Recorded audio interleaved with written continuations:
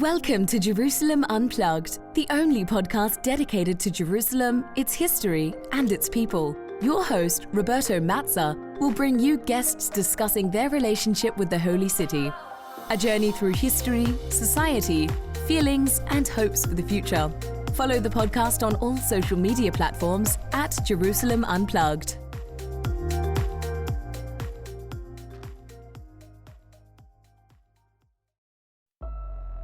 Hi, I'm Roberto Mazza, and you're listening to Jerusalem Unplugged, the podcast dedicated to Jerusalem, its history, and its people.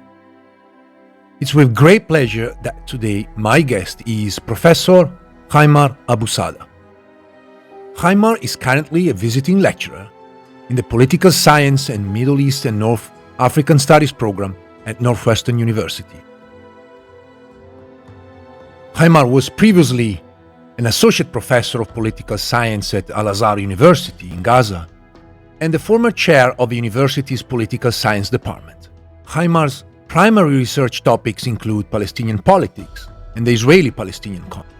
Mkhaimar joined Northwestern University, first leaving Gaza weeks after the beginning of the war in 2023, via Egypt, where his family found shelter, and then joining finally our community in Evanston at Northwestern University.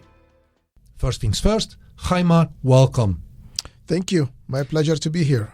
So I really want to start our conversation asking a little about yourself. So if you can tell us where you're from, where you lived up to today, and, your background.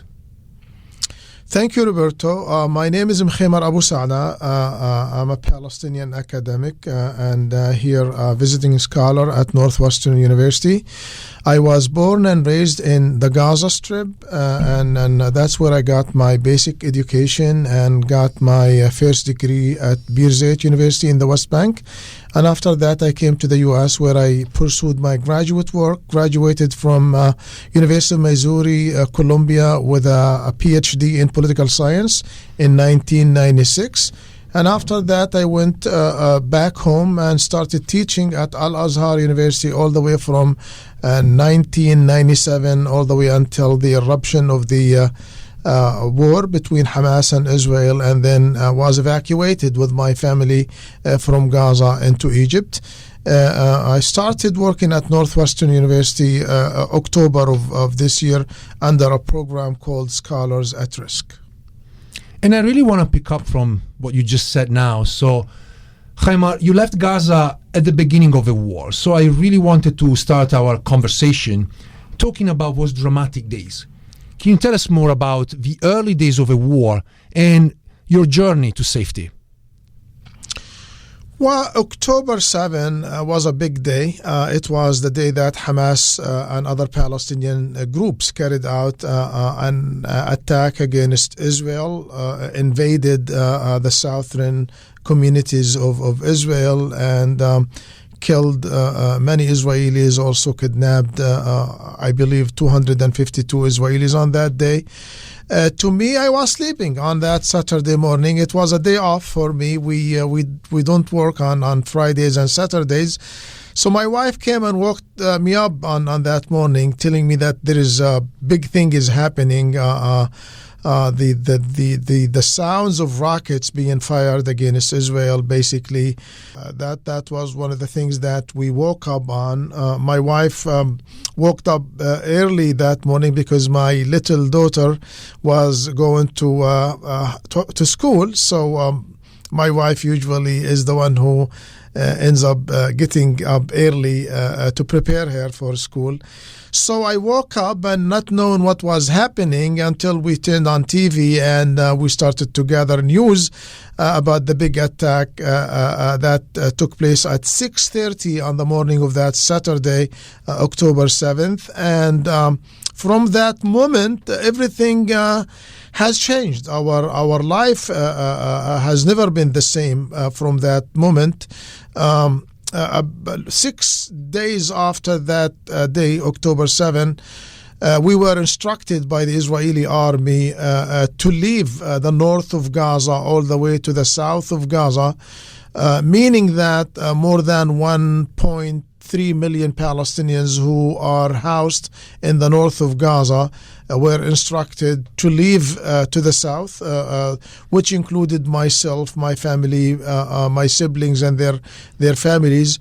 On that day, October 13th, we hid south with my wife and children and stayed with some of my relatives in the city of Khan Yunis, which is in the south of the Gaza Strip, and stayed there all the way until we were evacuated from Gaza into Egypt. My elder two sons are American citizens. They were born in the U.S. when I was doing my PhD in the mid-1990s. And because of their American citizenship, we were evacuated, luckily, by the American embassy in Cairo into Egypt. But the days when we were either in Gaza City, the first 6 days, or the other days when we were in Khan Yunis, they were very rough days. We almost got killed in a number of occasions because of heavy bombardment that was random in most of the Gaza Strip. During those early days of the war, I lost two nephews, their mother, and three little children of their own during an attack by Israel on one of the areas. The place where I was in with my wife and children, we were subjected to basically a number of we were very much displaced. My wife ended up staying in a tent for a number of days because she couldn't really stay in the home where we were in. She was afraid for her life. At one point, one of the neighbors' homes was bombed, and one of my nephews was injured in that incident. So we were basically in a very rough circumstances. Death was very much following us wherever we go, but luckily we made it. We made it by getting out of Gaza. I left Gaza on November 17th of 2023. Now, I want to go back to the days before the war. In general, people have plenty of stereotypes about Gaza, but really not much knowledge. So I was wondering if you can talk about Gaza before the war, particularly its life, politics, and society. Well, Roberto, that is a very good question, and I don't know where to start from. But let's say that Gaza, which is a very small territory, no more than 170 square miles, on the southern west of Mandate Palestine, where 2 million Palestinians live there. It was taken by Israel in 1967, and in 1993 there was a deal between the Palestine Liberation Organization and the State of Israel, in which the Palestinians were granted self-rule in the Palestinian occupied territories, Gaza and West Bank. So we were ruled by a Palestinian authority for the first time in modern history, until Hamas, who won the Palestinian second legislative elections, which were held in the year 2006, formed its own government. And after a short period of civil war between the competing Palestinian factions, Hamas, the Islamist group, and Fatah, the nationalist group, after a short period of civil war that lasted about a week, Hamas took over the Gaza Strip, and basically the PA left Gaza to the West Bank. So Gaza was very much ruled by Hamas since summer of 2007 until now. Those were very, very rough years, so to speak. A few months after Hamas took over the Gaza Strip, Israel designated Gaza as a hostile entity because it was run by Hamas, and imposed a very tough siege and blockade against Gaza. But the siege was very much imposed even 1.5 years earlier, after Hamas won a landslide victory in the Palestinian second legislative elections that were held in January 2006. And Hamas at that time rejected or refused to accept the Quartet three conditions. The Quartet is an international body made of the US, the UN, European Union, and Russian Federation. The three principles or conditions that put forward by the Quartet after Hamas won the January 2000 elections were recognizing Israel, renouncing terrorism, and accepting agreements or previous agreements between the PLO and Israel. Hamas refused these three principles or these three conditions, and as a result of that, siege was imposed on Gaza, and things, as I mentioned, became much more harder after Hamas took over the Gaza Strip and Israel designated Gaza as a hostile entity. And from 2007 all the way until now, the war erupted. Gaza was very much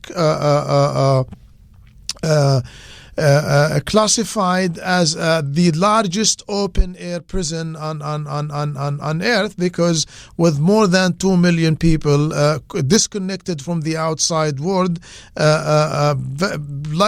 very limited number of Palestinians were lucky to be able to get in and out of the Gaza Strip, where the Israelis very much were also calculating the number of calories needed for every single Palestinian to keep the Palestinians in the Gaza Strip between death and life. Not enough food, but the Palestinians were not dying of starvation until the war erupted, where things became upside down, in a state of war, a state of death and destruction that took place after the attack that was carried out by Hamas on October 7th. And I want to press you on this because I'm curious about Gaza in terms of like its life, daily life. Obviously, it's under a Hamas control, but you were going to work, so you have students going to school, businesses not necessarily thriving. We know of a massive economic crisis and massive unemployment that hit Gaza throughout that period of time. And so I was wondering if you can just paint for us, kind of like a picture of how Gaza looked like before October 7, through that lens. Well, let me describe it this way. As a result of the Israeli siege and blockade, or what I just said, that the largest open-air prison on earth, there were very dire economic and social conditions. And what I mean by that, according to international agencies, before October 7, 2023, 80% of the Palestinians in Gaza, of the 2 million people and more, were under poverty line. They were relying on food assistance from UNRWA, the United Nations Relief and Works Agency, and also from WFP, World Food Program, and other international agencies. Also, unemployment was on the rise. Before October 7, unemployment among the Palestinians in Gaza was about 45%, and it reached even much higher level among Palestinian youth and college graduates, where unemployment was about 65% among them. So there was a lot of poverty, a lot of unemployment even before October 7, and that's probably one of the reasons that led to the attack on Israel on October 7. But personally speaking, I was doing great. I was a professor at Al-Azhar University. My income was very decent, and that I was able to live and survive with my family. We lived in a very nice neighborhood on not very far away from the beach of Gaza City. My wife and other children. I have to say that probably I was one of the best fortunate 5% of the Palestinians in the Gaza Strip, with a good salary, with a good life, and being able to travel every now and then, either from Rafah, the border crossing between Israel and Gaza, or sometimes with coordination, I was able to travel from Erez, the border crossing between Gaza and Israel, make it all the way to the West Bank and then to the outside world. So life for me was decent, was comfortable, even though it was, generally speaking, very tough for the the other Palestinians, where, as I mentioned, many Palestinians lived under poverty, unemployment, and dire economic and social conditions. But let's say a few months before the war erupted, things started to improve, because for the first time in about 10 years or 17 years, Israel allowed Palestinian laborers to work inside Israel, and there were roughly 18,000 Palestinian laborers working inside Israel, making roughly a $100 per day for every laborer, and that improved a good number of the Palestinians. In addition to that, Qatar was paying roughly $30 million every month to improve the daily life of the Palestinians, especially the poor families and employees who worked for the Hamas-led government at that time, and also paying for the power plant that was generating electricity. But let me also say that as a result of the Israeli siege and blockade, we didn't have electricity 24 hours a day, or we only had electricity 8 hours and then 8 hours of blackout. That was the schedule that we lived in for many years after Israel bombed the power station in the year 2006, after Hamas kidnapped the Israeli soldier Gilad Shalit, who was released in October of 2011. I want to talk about Hamas, the big elephant in the room. Once again, knowledge of Hamas is often based on poor news reports, stereotypes, or filtered news from the West or from Israeli media. So I was wondering if you can tell us more about the organization and how Hamas ran Gaza. Well, Hamas, which is in Arabic Harakat al-Mukawama al-Falastiniya, so the name Hamas is the initials of the three words, Harakat al-Mukawama al-Islamiyya, meaning Islamic resistance movement, was established in December of 1987, when the Palestinian First Intifada erupted against the Israeli occupation. A few days later, Hamas declared its establishment, and it has been there since that time. Hamas is an Islamist organization that basically subscribe to Islamist ideology. Let's say they consider themselves as a moderate. That they are part of the moderate Sunni Islam, but they were aligned at different occasions with Iran and other radical Islamist groups in the region. Hamas basically defined itself as a national liberation movement dedicated to fighting the Israeli occupation of Palestinian territories, which is West Bank, Gaza, and East Jerusalem, that were taken by Israel in 1967 in the so-called Six-Day War, or the War of 1967. And but let's say that Hamas of 1987 is different from Hamas of today. When Hamas first established, they issued their charter of 1988, and that charter was very much considered anti-Semitic, anti-Jewish, anti-Palestinian women. It was very radical charter that called for the liberation of all of Mandate Palestine and the establishment of a Palestinian Islamic State from the river to the sea. And that went on all the way until May of 2017, when Hamas revised its original charter and issued a new document that was supposedly the new face of Hamas, or the new character of Hamas. And in that document, Hamas basically made a separation between fighting against Israel as an occupying power and the Jews as a religion, that Hamas was dedicated to fighting against the Israeli occupation and had no business with the Jewish religion. That's one thing. The other thing is that for the first time, Hamas, in the new document of 2017, accepted for the first time the establishment of a Palestinian state on the 1967 border as a Palestinian consensus. But in the meantime, they refused to recognize Israel on the other part of Mandate Palestine. They made also more moderate let's say, statements or attitudes toward Palestinian women, toward the Arab countries, toward the international community.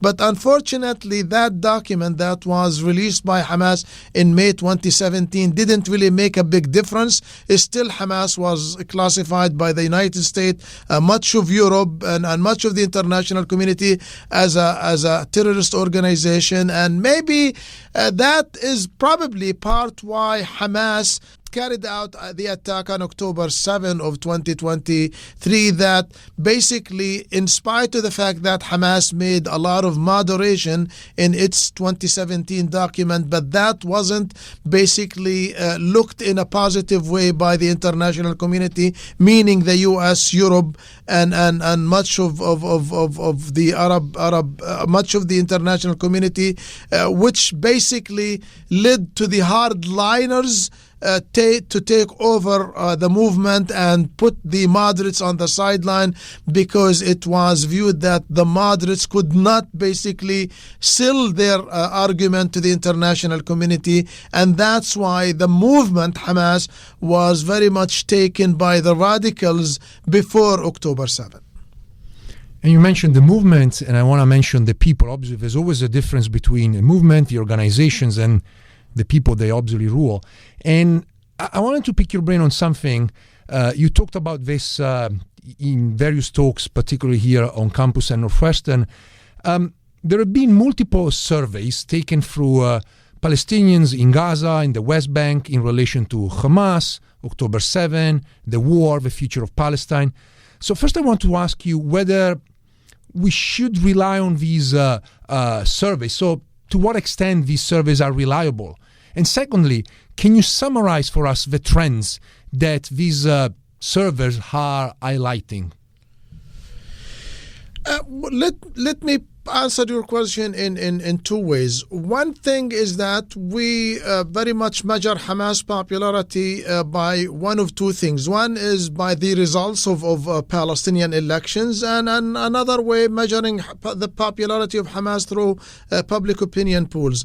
After the peace deal that was signed between the Palestine Liberation Organization and the State of Israel in September of 1993, that led to the establishment of the Palestinian Authority, first parliamentary and presidential elections were held in the Palestinian occupied territories in January of 1996. At that time, Hamas boycotted the first Palestinian elections because Hamas rejected the Oslo agreement between the PLO and Israel, and Hamas vowed from the beginning to sabotage that agreement between the PLO and Israel. Hamas basically looked at Oslo as a sellout to Israel, and they very much looked at the PLO as given in for Israeli demands and Israeli conditions. So Hamas was not part of the first Palestinian elections. They were on the sidelines, but they were still there.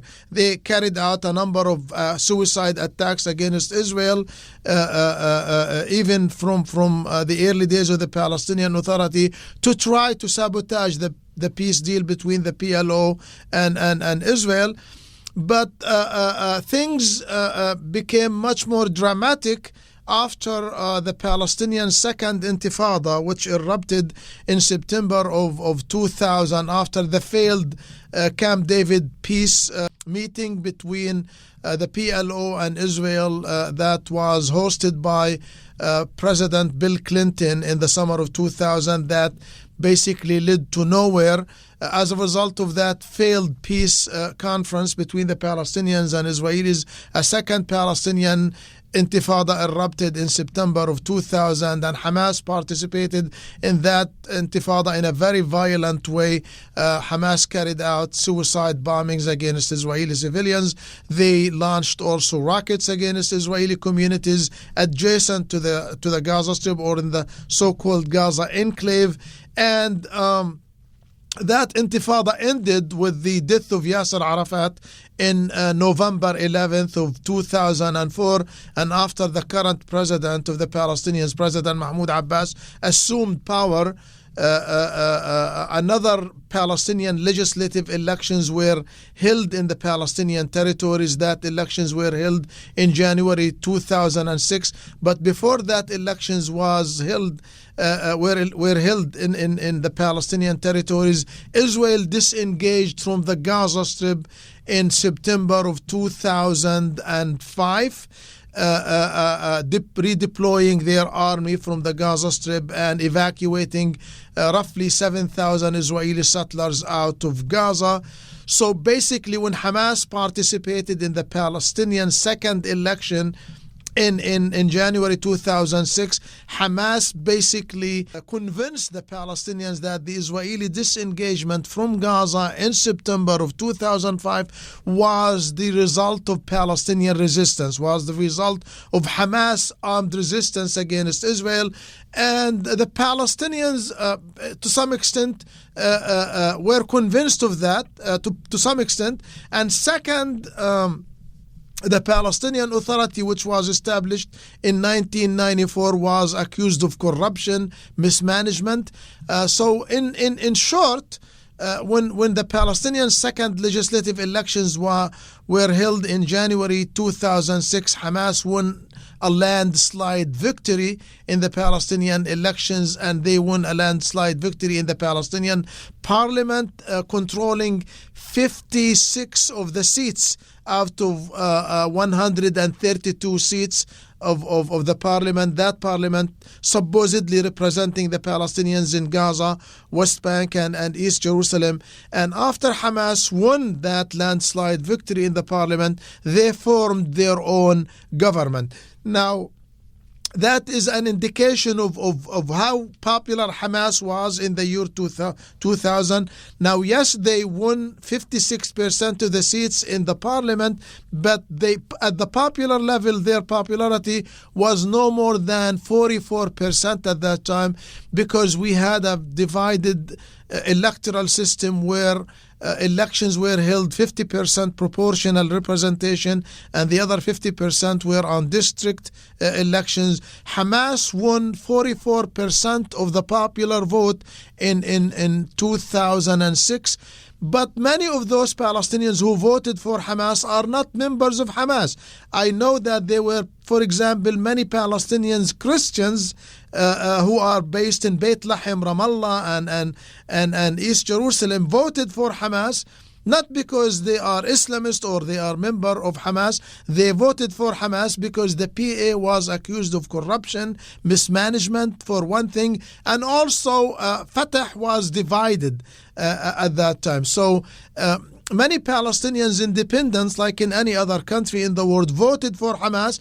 They thought that they have clean hands because they were never in government. They were never tested, or they were never basically tested in government. So people thought that they might be a better choice than Fatah. Anyway, that was the last election that was held in Palestine in 2006.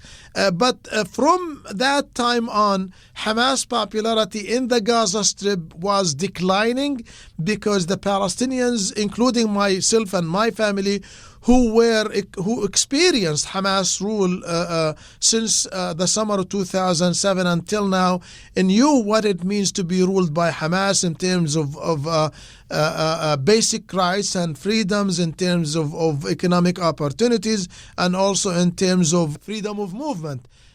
So Hamas' popularity was declining in Gaza, but in the meantime, Hamas' popularity was in the rise in the West Bank, which was ruled by the PA, who was still accused of corruption and collaboration with the Israeli government or the Israeli security services. So let's say that other way of measuring Hamas popularity is through public opinion polls. We do have a number of polling organizations in the West Bank and Gaza who ran public opinion polls periodically, and most of these public opinion polls show that Hamas popularity was declining in Gaza, was rising in the West Bank, and even until now Hamas in Gaza is very less popular because the attack on October 7 basically brought devastation and a lot of death among the Palestinians in Gaza. But also in the West Bank, Hamas is still popular because many of the Palestinian prisoners who are being released now, they are prisoners who members of Palestinian families in the West Bank. So the Palestinians in the West Bank are supporting Hamas more than the Palestinians in Gaza because those who in the West Bank never experienced or tested what it means to be ruled by Hamas. And you just mentioned death, destruction. So I want to focus briefly on the war. And I guess it would be relatively easy to say that not much has been left of Gaza. Now, given your direct contacts with your family and friends through the Gaza Strip, can you describe how Gaza looks like today, both in its material outlook and how people feel? Very good question, Roberto. Let me say that from the images I see, from the images I lived even during the first 40 days of the war, I saw a lot of destruction. Let me say that according to international agencies, 80% of Gaza homes are completely destroyed, and I think there was a report by the World Bank yesterday that said Gaza needs $52 billion to be rebuilt and reconstructed, with the destruction also that is taking place in the West Bank in the next 10 years, meaning that Gaza needs major rebuilding and major reconstruction. Let me also add that my home, my family home where I was raised up is totally destroyed as a result of this war. Most of the schools, most of the hospitals and clinics are destroyed.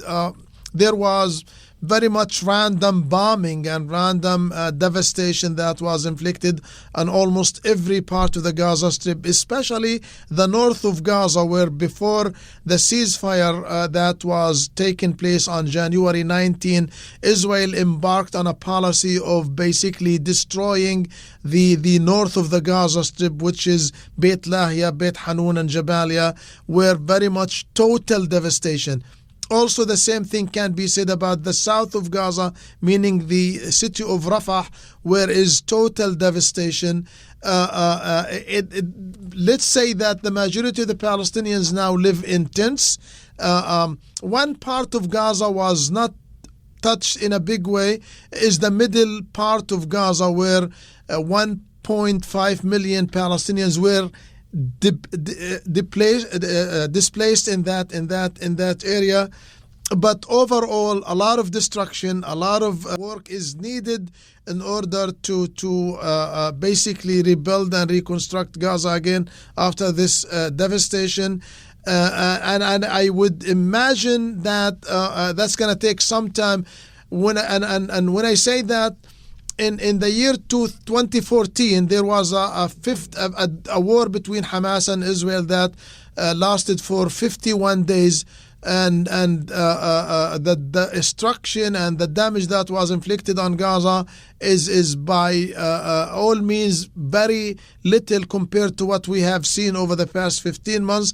And even from that time, 2014, there were some homes and some properties that were not rebuilt and reconstructed after 10 years, which would mean that the level of destruction that we have seen over the past 15 months is going to take a long period of time, unless that the plan that is being designed by the Egyptians now, where they are inviting 24 international companies to be involved in the rebuilding and reconstruction of Gaza.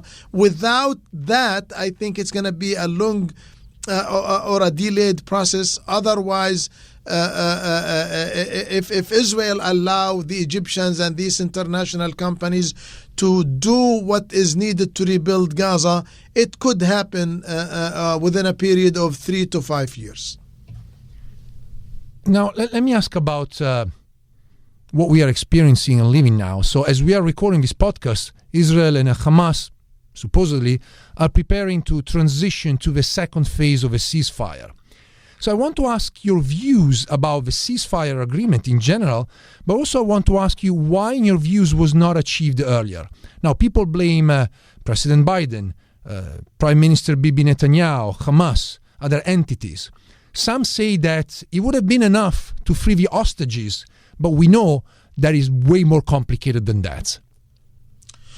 Well, let's say that the ceasefire deal that was reached between Hamas and Israel, it was reached on, I think, January 16, but it went into implementation on January 19. It's the same proposal that was designed by former President Joe Biden and was very much declared on May of 2024. It's the same ceasefire proposal, but I think the proposal went nowhere back then. Basically, the Hamas is blaming Netanyahu. Netanyahu is blaming Hamas.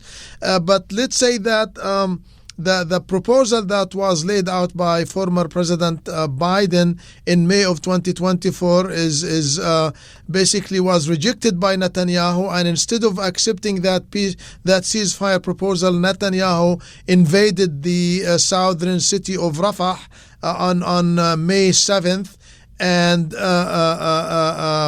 led to further deterioration of the situation between Hamas and Israel. But overall, this ceasefire proposal is made of 3 stages. Every stage is made of 6 weeks, meaning 42 days. The first stage of the ceasefire, which we are in right now, is supposedly that Hamas will release Israeli civilians, women, elderly, sick people, and in exchange for releasing Palestinian prisoners from Israeli jails, either who were imprisoned before October 7 or those who were imprisoned after October 7. And also Israel will allow the entry of a humanitarian assistance to the Palestinians in Gaza. Over the past 4 weeks, already 19 Israeli hostages were released. Hundreds of Palestinian hostages, also Palestinian prisoners, were released. Supposedly in a couple of days, Hamas will release 6 more Israeli hostages and a number of Israeli dead bodies. But up until now, supposedly Hamas and Israel must start negotiating going into the second phase of the ceasefire, in which Hamas will release Israeli soldiers and Israeli officers who were taken on October 7 from their bases in around the Gaza Strip. But in order to do that, the government of Israel must declare an end to the war and a total withdrawal from the Gaza Strip. Without that, it's going to be hard to see an end to the war and the continuation of the ceasefire. So we have to wait and see the efforts that is being done by the U.S. Special Envoy to the Middle East, Steve Witkoff, and also mediation by countries like Egypt and Qatar between Hamas and Israel, who are mediating between them indirectly to try to bridge the differences, to bridge the gaps between both of them, and allow for the ceasefire to continue all the way until stage 3, in which we will see an end to the war and also a permanent ceasefire between Hamas and Israel. I want to ask you whether you're optimistic or not. And I know that we scholars tend to be very cynical, but I really would love to hear your views on that. I am by my nature an optimist, and I would like to see this ceasefire continuing, and I do believe that there are indications that basically say that we might see a transfer from stage 1 to stage 2. I think Steve Witkoff is doing a fantastic job. The Egyptians and the Qataris are also doing a very great job, but I think we have to take into consideration there are some radicals within the Israeli government who are threatening to destabilize the current coalition government. Politicians like Smotrich, who is threatening Netanyahu to bring down this government if he goes on with this ceasefire with Hamas. Also, there are some elements within Hamas who are basically asking for conditions like that they wanted to be part of the so-called governing of Gaza or the day after the war.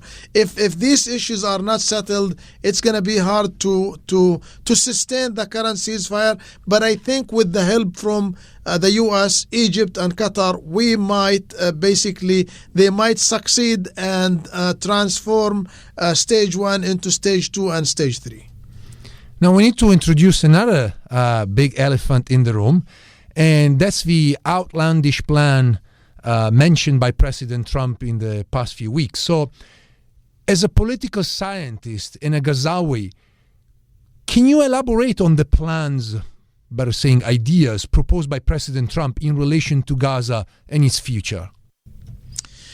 I don't really know if we can call it a plan or just an idea that was thrown by President Trump on the table, which is, in my opinion, a bizarre idea, basically to relocate more than 2 million Palestinians from Gaza outside of Gaza, in which he proposed Egypt and Jordan.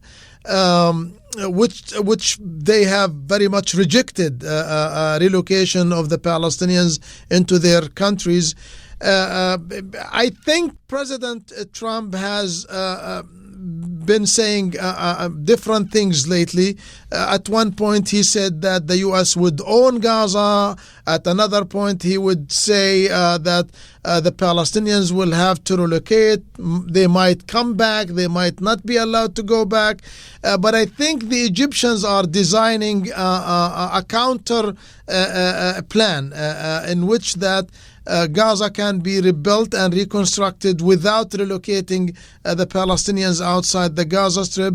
But it seems to me that it's going to be hard to implement this plan, this idea, the Trump idea, for two reasons. One, the Palestinians basically are saying that they have survived 15 months of bombardment and killing, and they probably not gonna leave. That's one thing. Second, there isn't any country that is willing to take the 2 million Palestinians. Egypt has made it clear, Jordan has made it clear that they are not going to accept those Palestinians. For Jordan, for example, already has half of its population are from a Palestinian origin who were expelled from Mandate Palestine in 1948 and also in 1967, and any absorption of further Palestinian that would challenge the demographic composition of the state of Jordan, which will probably destabilize the political situation there. So Jordan is not accepting any Palestinians anymore. Egypt is afraid that accepting more Palestinians will allow basically the Palestinians, instead of fighting Israel from the Gaza Strip, that the Palestinian groups will fight Israel from Sinai, which might destabilize the peace agreement between Israel and Egypt that was signed in 1978. So basically these two countries have rejected flatly any relocation of the Palestinians into their territory, unless President Trump finds other countries to accept the Palestinians that might allow this idea to be implemented to some extent. But as I mentioned earlier, the overwhelming majority of the Palestinians are refusing to leave the Gaza Strip. Yes, there is a lot of devastation, there is a lot of despair and a lot of frustration among the 2 million Palestinians because of the dire situation there after 15 months of war, destruction, I would imagine some Palestinian youth would like to leave to start a new future and a new life in a different place. But I feel that the elderly Palestinians who were subjected to expulsion from Mandate Palestine in 1948 would never make another mistake by leaving the Gaza Strip because they were already expelled from Mandate Palestine in 1948 and they were never allowed to go back. So I think the older generation of the Palestinians in Gaza would never do the same mistake again. I want to move to Riyadh, Saudi Arabia. Riyadh these days is at the crossroads of diplomatic activity. We see the Trump administration try to move forward with a peace agreement with Russia in relation to Ukraine, which is very interesting to see how they're excluding Ukraine itself in Europe. And so I was wondering if you can comment on, first, the role of Saudi Arabia in possible future for Gaza. And secondly, again, thinking about what's going on in relation to Ukraine and Russia, is there a chance that a similar model may be applied to Palestine? In other words, an attempt to create a Palestinian state, but without involving Palestinians themselves? Let's say that Saudi Arabia is one of the most important countries in the Middle East region for two reasons. One, Saudi Arabia hosts the holiest, the holiest two Islamist shrines in Islam, which are based in Mecca and Medina, where more than a billion Muslim basically worship. And second, Saudi Arabia is a very wealthy country, and it is a member of the G20 group, where basically Saudi Arabia can invest in the stability of the Middle East region. Now, Saudi Arabia introduced a plan in the year 2002. That plan was designed by Crown Prince Abdullah back then, and the plan called for total normalization between the Arab world with Israel in exchange for the establishment of a Palestinian state on the 1967 territories, which is Gaza, West Bank, and East Jerusalem. And in return for that, there will be total normalization between the Arab world, the 22 Arab countries, and probably some Islamic countries. Now, unfortunately, when that plan was released in the year 2002, Israel rejected that plan, and Prime Minister back then, Ariel Sharon, said that the plan isn't worth the ink that was written with it. And let's say that the current U.S. administration, led by President Trump, is trying to normalize relations between Israel and Saudi Arabia, but Saudi Arabia has been stating repeatedly that they will not normalize relations with Israel unless there is a credible and irreversible path toward the two-state solution that would lead to the creation of a Palestinian state on the 1967 territory with East Jerusalem as its capital. If that were to happen, I would imagine we can witness normalization between Israel and Saudi Arabia, which will lead to normalization with many other Arab countries, probably all the Arab world. But that depends on whether the current Israeli coalition government is ready for the two-state solution. Now, with the other part of your question, I think President Trump was asked when he was inaugurated into office, which country will be your first, will be the first country to visit? And he said if Saudi Arabia is willing to invest $500 billion, $500 billion US dollars in American economy, he would go and visit Saudi Arabia as the first country, because that's what he did in his first term. And Crown Prince Mohammed bin Salman offered to invest 600 billion US dollars in the American economy, which would mean the first country to be visited by President Donald Trump will be Saudi Arabia. And also Saudi Arabia was given the privilege to host American and Russian talks with regard to ending the war in Ukraine.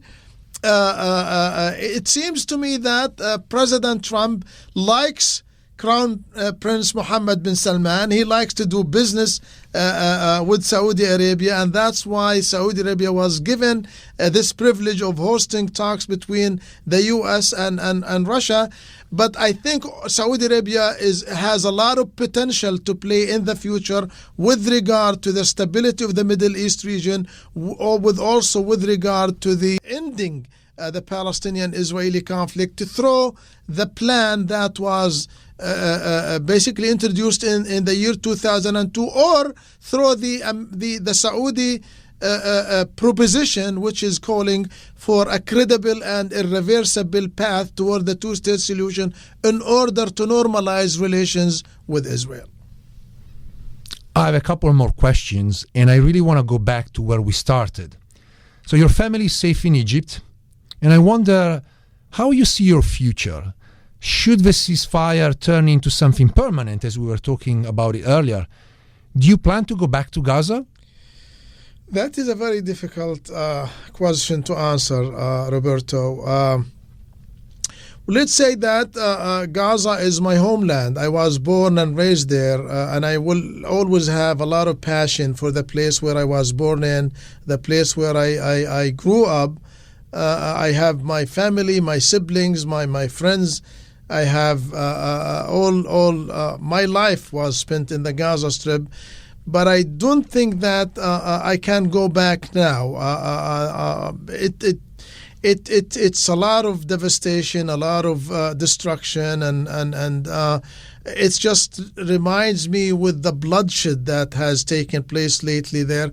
So I would rather try to settle somewhere else for the time being. With my family, I like to be in a place where there is more stability, where there is more safety for my family and myself, where there I can feel more with peace and security for myself and my family. So again, Gaza will always be in the bottom of my heart as my country, as the place where I was born and raised. But for the time being, I would rather stay in a more stable and secure place for me and my family. Thank you for your very honest answer. Lastly, looking back at the past 15 months, 16 months now, what do you think the West, we in the West, don't get about Gaza and Palestine? I think the international community must reconsider itself toward the Palestinians. The Palestinians have been stateless since the year 1948, when Israel was established, and the Palestinians lost their country and they became stateless since that time. And let's say that the Palestinians have tried on many occasions to reach out to Israel, to reach out to the international community, to try to basically settle the Palestinian-Israeli conflict in a peaceful way, but unfortunately that didn't happen. I think the international community must use its leverage on both the Israelis and the Palestinians to try to reach a compromise to the Palestinian-Israeli conflict, because if it's going to be left up to the Palestinians and Israelis, they will keep killing each other as what they have been doing for the past 76 years or even more since the issuance of the Balfour Declaration in the year of 1917. So I think it's the responsibility of the international community, and especially the US and Europe, who are leading the world, to intervene as a third party. And I'm not saying to impose a settlement, but at least to implement UN Security Council resolutions which were passed by the UN Security Council Resolution 242, Resolution 338, that calls on Israel to withdraw from the territories that was occupied in 1967 and allow the Palestinians to live in freedom and dignity that they deserve and as any other nation in the world. So instead of relocating the Palestinians out of Gaza and allowing Israel to expel the Palestinians from Gaza and the West Bank, I think it's about time that the international community exert enough pressure on Israel to implement international law, to implement United Nations Security Council resolutions and reach a peaceful settlement where the Palestinians and Israelis who share the same land live in peace and coexistence. Otherwise, it will be a grim situation in the future if this conflict isn't being mediated or resolved by the international community. This was Mkhaimar Abusada, Associate Professor at Al-Azhar University in Gaza and currently visiting professor at Northwestern University. Mkhaimar, thank you so much. It's my pleasure. Thank you, Roberto. This podcast has been recorded at the recording studio of the Office of Media Relations at Northwestern University. Thanks for listening. If you enjoyed this episode and you'd like to support the podcast, please share it with others on social media or leave a rating and review. To catch all the latest, follow us on Instagram, Twitter, and Facebook at Jerusalem Unplugged. Thanks, and I'll see you next time.